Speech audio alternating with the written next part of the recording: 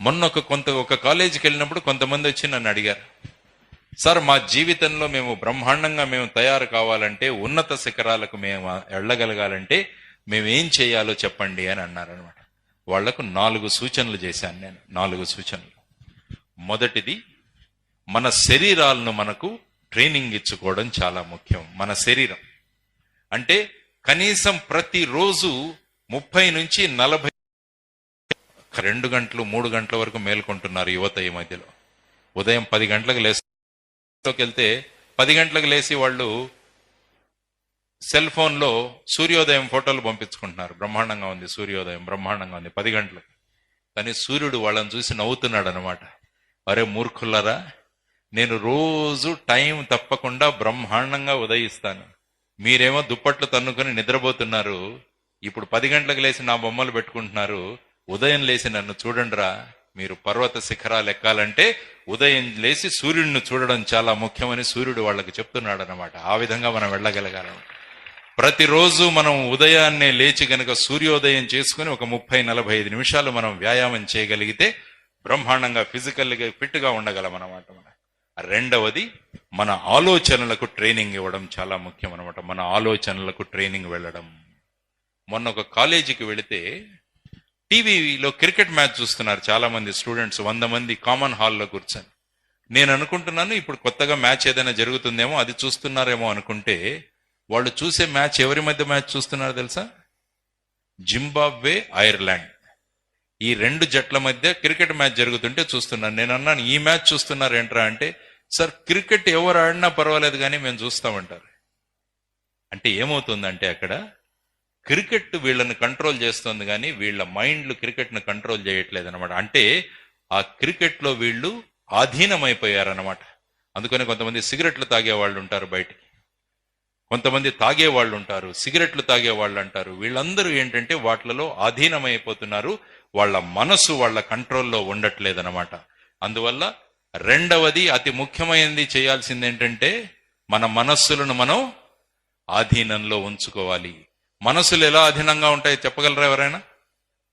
మన మనసులను మనం కంట్రోల్లో పెట్టుకోవాలంటే ఏం చేయాలో తెలుసా? మన శ్వాస ప్రక్రియను మన కంట్రోల్లో పెట్టుకోవాలి, మన ఊపిరిని మన కంట్రోల్లో పెట్టుకోవాలన్నమాట. ఎవరైతే వాళ్ళ ఊపిరిని శ్వాసను వాళ్ళ కంట్రోల్లో పెట్టుకుంటారో వాళ్ళ మైండ్ వాళ్ళ కంట్రోల్లో ఉంటుందన్నమాట. అది ఎలా చేయొచ్చు సార్ అని అడిగితే, దానికి మీరు చేయాల్సింది ఏంటంటే ధ్యాన అండ్ ప్రాణాయామ. ఈ 2 గనక మీరు చేసుకోగలిగితే మీ మనస్సు మీ కంట్రోల్లో ఉంటుందన్నమాట. రేపు ఎవరైనా మీ ఫ్రెండ్స్ ఈ టీవీ ప్రోగ్రాం చూద్దామన్నా కూడా మీరు ఆ టీవీ ప్రోగ్రాం వైపు వెళ్ళరు, ఎందుకంటే మీ మనస్సు మీ కంట్రోల్లో ఉంటుంది కాబట్టి. రేపు మీరు ఉన్నత శిఖరాలకు అధిరోహించాలంటే మీరు చేయాల్సిన రెండో పని మీ మనసును మీ కంట్రోల్లో పెట్టుకోవడం. దానికి ఏం చేయాలి మనం? ప్రాణాయామ, ధ్యాన. ఈ 2 గనక మీరు చేసుకుంటే మీ మైండ్ మీ కంట్రోల్లో ఉంటుంది. మూడవది మీరు చేయాల్సింది ఏంటంటే మీ మాటలను మీకు ట్రైనింగ్ ఇవ్వాలి. మీ మాటలకు మీకు ట్రైనింగ్ ఇవ్వాలి. చాలా మంది ఏంటంటే అక్కడ కూర్చొని మాట్లాడేసుకుంటుంటారు పక్క పక్కన వాళ్ళని పిలిచి స్టేజ్ మీద నిలబడి మాట్లాడమంటే మాట్లాడలేరు, భయపడతారు. స్టేజ్ మీదకి రాగానే భయపడతారు. ఎందుకు మనలో భయం వస్తుందంటే మనలో జ్ఞానం తక్కువ ఉండడం వల్ల. ఎవరైతే జ్ఞానం గొప్పగా ఉంటుందో వాళ్ళు స్టేజ్ మీద మాట్లాడడానికి భయపడరు.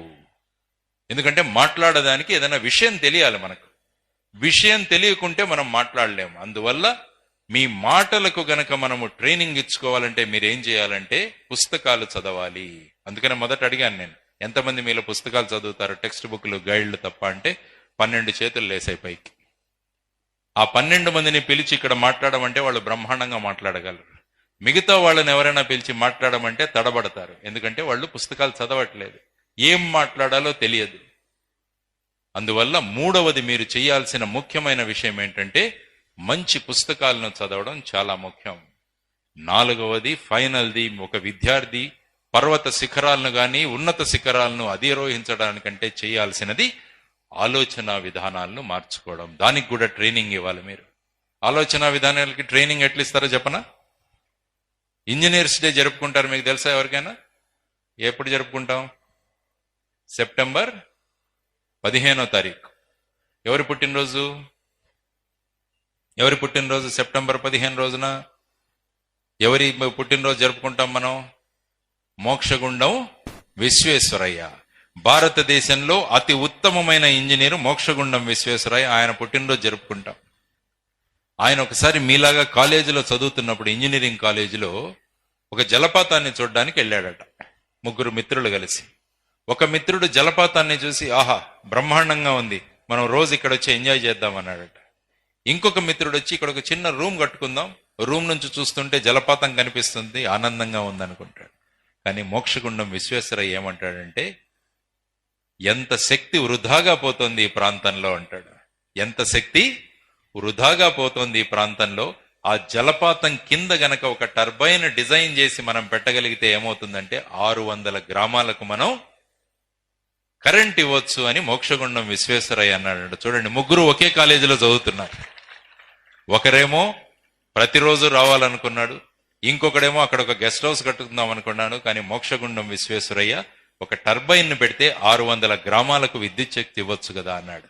అప్పుడు ఏం చేశాడంటే, కాలేజీకి వచ్చి వాళ్ళంతా ఒక టర్బైన్ డిజైన్ చేసి ఆ జలపాతం కింద పెడితే 600 గ్రామాలకు కరెంట్ వచ్చిందనమాట. దాన్ని ఏమంటారంటే ఆలోచన విధానం. అందువల్ల అటువంటి ఆలోచన విధానం ఉండడం వల్ల మోక్షగుండం విశ్వేశ్వరయ్య పుట్టినరోజుని భారతదేశంలో ఉన్న ఇంజనీర్లంతా కూడా ఇంజనీర్స్ డేగా జరుపుకుంటున్నాడు. ఎందుకంటే ఆయన ఏం చేరాడు? ఉన్నత శిఖరాలకు చేరాడు. ఉన్నత శిఖరాలకు దేనివల్ల చేరాడు? ఆలోచన విధానాన్ని మార్చుకోవడం వల్ల. మీరు అడగొచ్చు, సార్ ఆలోచన విధానం ఎలా మారుతుంది అని. దానికి కూడా మళ్ళా గొప్ప వ్యక్తుల చరిత్రలు, జీవిత చరిత్రలు చదవండి, మీ ఆలోచన విధానం మారిపోతుంది. అబ్దుల్